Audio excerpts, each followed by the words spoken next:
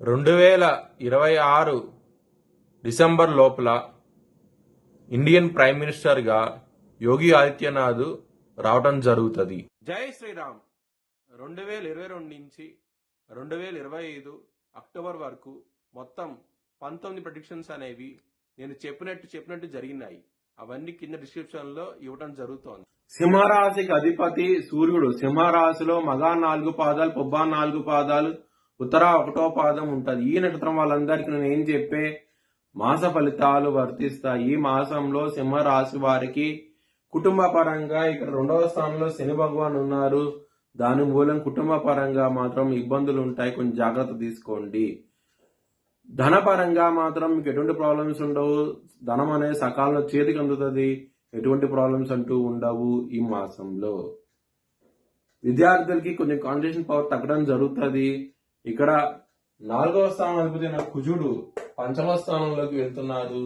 శని గారి దృష్టి కుజుడు దృష్టి శని మీద ఉండటం మూలంగా కొంచెం ఇబ్బందికరంగా ఉంటది. కొంచెం జాగ్రత్త తీసుకోండి.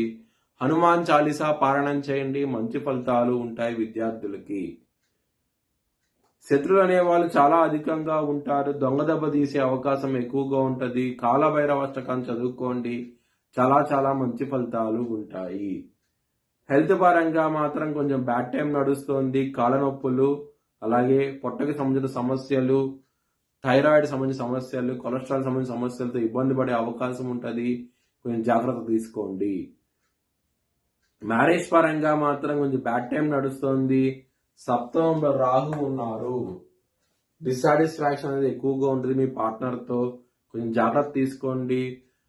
మీరు కనుక కొంచెం ఓపిక పడితే కనుక ఈ మాసాంతరంలో మంచి ఫలితాలు ఉంటాయి. మ్యారేజ్ పరంగా మాత్రం.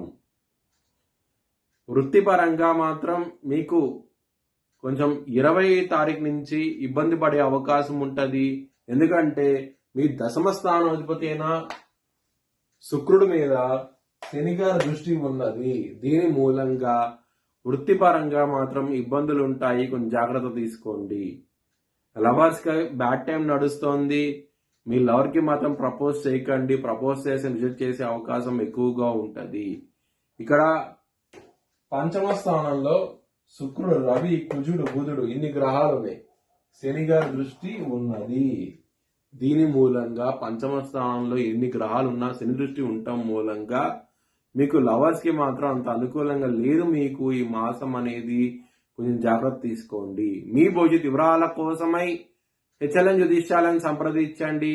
Please like, share and subscribe my channel.